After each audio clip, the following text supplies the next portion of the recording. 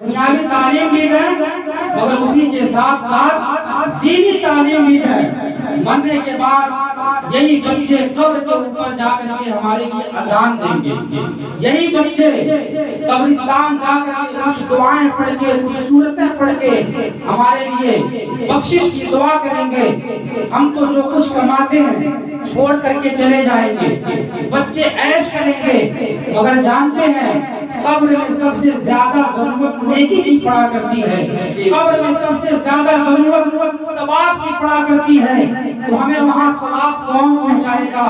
اگر ہم اپنے بیٹوں کو قرآن کی تعلیم دیے رہیں گے، اگر ہم اپنے بیٹوں کو شریعت کی تعلیم دیے رہیں گے، ہمارا انتقال ہو جائے گا۔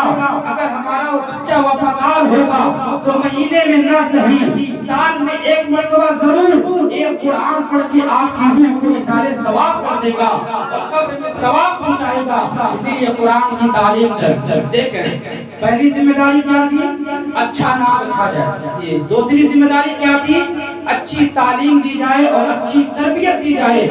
اور تیسری ذمہ داری یہ ہے، حضور سرور کائنات فخر موجودات صلی اللہ علیہ وسلم ارشاد فرماتے ہیں، تیسری ذمہ داری ماں باپ کی یہ ہے، جب وہ بیٹا شادی کے لائق ہو جائے، بالغ ہو جائے، تو نیک اور پرہیزگار لڑکی سے اس کا نکاح کر دیا جائے۔ کہہ دیجئے سبحان اللہ، سبحان اللہ۔ نیک اور پرہیزگار لڑکی سے اس کا نکاح کر دیا جائے۔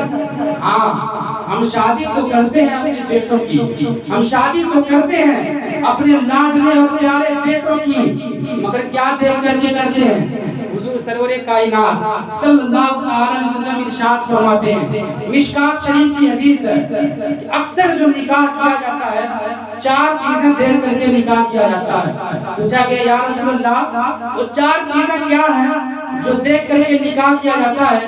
حضور نے فرمایا کبھی تو نکاح کیا جاتا ہے عورت کی خوبصورتی کو دیکھ کر کے، پھر فرمایا کبھی نکاح کیا جاتا ہے عورت کی مالداری کو دیکھ کر کے، عورت کے گھر والے مالدار ہیں آدمی نکاح کر لیتا ہے، عورت خوبصورت ہے آدمی بغیر کچھ سوچے سمجھے نکاح کر لیتا ہے۔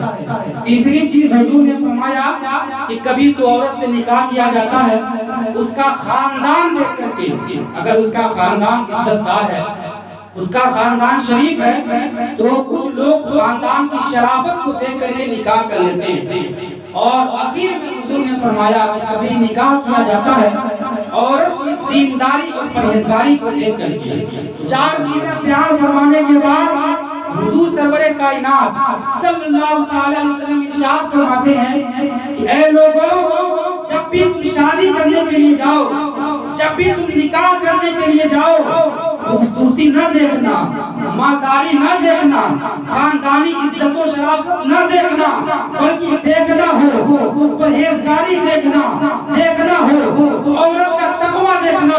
کیوں؟ اس لیے خوبصورتی دیکھ کر کے کرو گے کچھ دنوں کے بعد ہو سکتا ہے عورت بیمار پڑ جائے، اس کی خوبصورتی چھین لی جائے، اس کی خوبصورتی ہٹا دی جائے، اس کی خوبصورتی کو ضائع کر دیا جائے۔ اگر تم مالداری دیکھ کر کے کرو گے ہو سکتا ہے کچھ دنوں کے بعد اس کا مال ہلاک ہو جائے، اس کا مال تباہ و برباد ہو جائے۔ اگر تم خاندانی عزت دے کر کے کرو گے، خاندانی شرافت دے کر کے کرو گے، ہو سکتا ہے اس خاندان میں کوئی شرابی لڑکا پیدا ہو جائے، کوئی جواری لڑکا پیدا ہو جائے جو خاندان کی عزت کا مٹیا میل کر دے، خاندان کی عزت کو برباد کر دے۔